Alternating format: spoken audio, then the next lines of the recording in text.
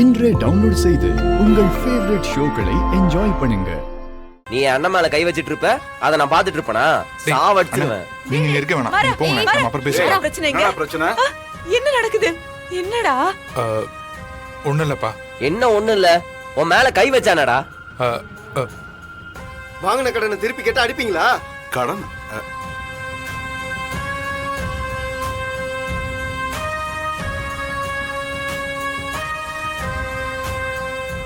பெரிய மனுஷங்க பெரிய குடும்பம்னு நம்பி கடன் கொடுத்தா ரவுடித்தனம் பண்றீங்களா?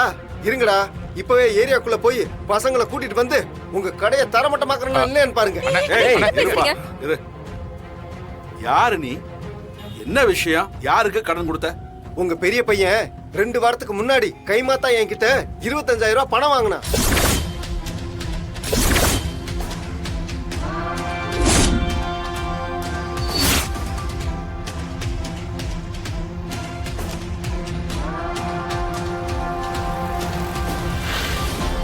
நானும் இன்னைக்கு தருவான் நாளைக்கு தருவான்னு பாத்துட்டு இருந்தா என்ன பார்த்து ஒளிஞ்சு ஒளிஞ்சு போறான், ஓடுறான்.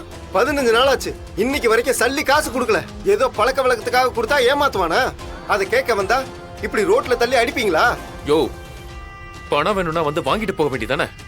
அதை விட்டுட்டு சட்டையில எல்லாம் கை வைக்கிற? யோ, இவ கடைக்கு வராதீங்கன்னா கெஞ்சினா நானும் வரக்கூடாதுன்னு தான் பார்த்தேன். ஆனா ஆளு கண்ணிலே சிக்கலையே, நான் என்ன பண்றது?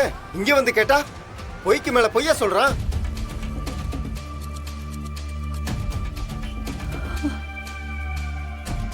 நானும் பொறுத்து போய் உன் தம்பியும் உங்க அப்பா கிட்ட பேசி வாங்கிக்கலாம்னு சொல்றேன். உள்ள விடாம வாசலே தடுத்து கெஞ்சுறான். அப்புறம் அவன் கிட்ட எப்படியா நடந்துக்கிறது? நான் எப்படியா என் காசை திரும்ப வாங்குறது? பணத்தை கொடுக்கலன்னு ஏதோ கோவத்துல சட்டையில கை வச்சா அதுக்கு நீங்க பதிலுக்கு அடிச்சு கீழே தள்ளுவீங்களா?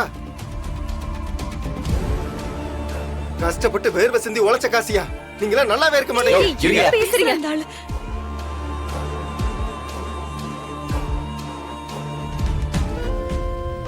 டேய், குடுறா அவன்ட்ட.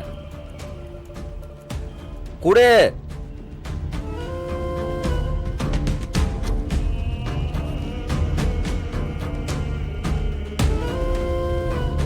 ம்